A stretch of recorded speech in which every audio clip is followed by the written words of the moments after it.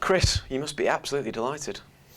No, look, I'm so chuffed to get over the line again. You know, Matthew beat me the last 3 times we've played, and like he's played well every time. And it looked like it was going to be the same thing today. You know, he started off with a good break and put me under pressure from very early on. But I'm just delighted to be actually playing snooker again, like properly playing snooker. Like, I've struggled so much this year, and it's really demoralising.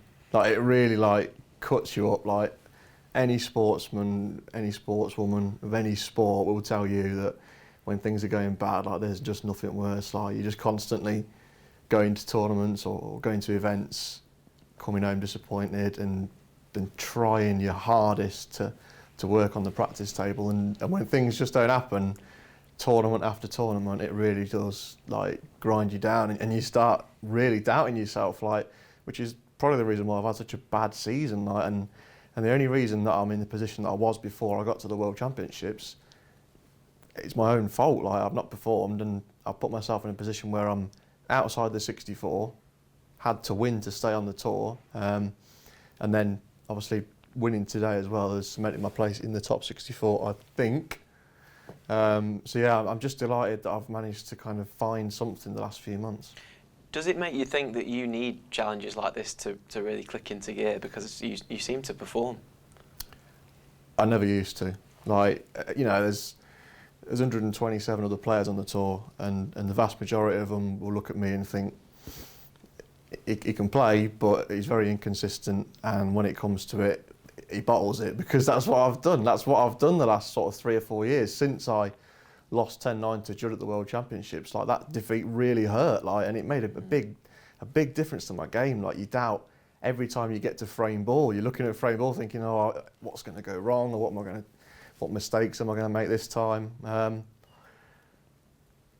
But eventually, like, if you keep working and try and find something, you can turn it around. And like, as you can see from my performances the last few days, like, you would never have predicted me playing anywhere near that well against Lee Pei-Fan or against Matthew Stevens.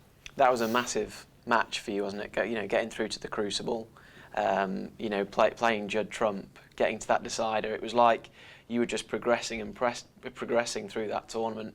To get to a decider with Judd, it was a very different Judd Trump at the time, but that must have been surreal to be doing that at the Crucible as well.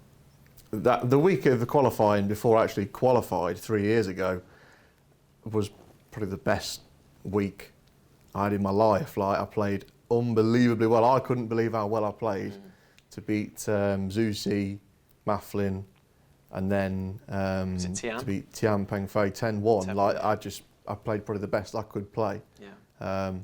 And I'm sort of getting back towards that form now. Like, since December, I've started working with my old coach again, Gary Morris, and he has been an absolute godsend. Like, you know, he's been struggling with the lockdown as well, and it just so worked out that he could come over pretty much every day and pick balls out and find little gaps in my game that I've had and that I've developed myself. Like, when we started working together again in December, he said that I've improved a hell of a lot, but there's still like a lot of little pieces that are missing. Like, my position wasn't close enough, and my long game wasn't good enough, and my safety was absolutely shocking. Like, I thought my safety was quite good, and then when he kind of broke it all down and, you know, opened my eyes to it, I thought, Jesus, like, it's so bad, and it's cost me so many matches recently. But honest to God, without him, I would definitely be off the tour now and back looking for a job at Asda.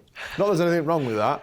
I used to love working at Asda, but I'd much prefer still being on the tour, and I can only thank Gary for getting me into the position I'm in now.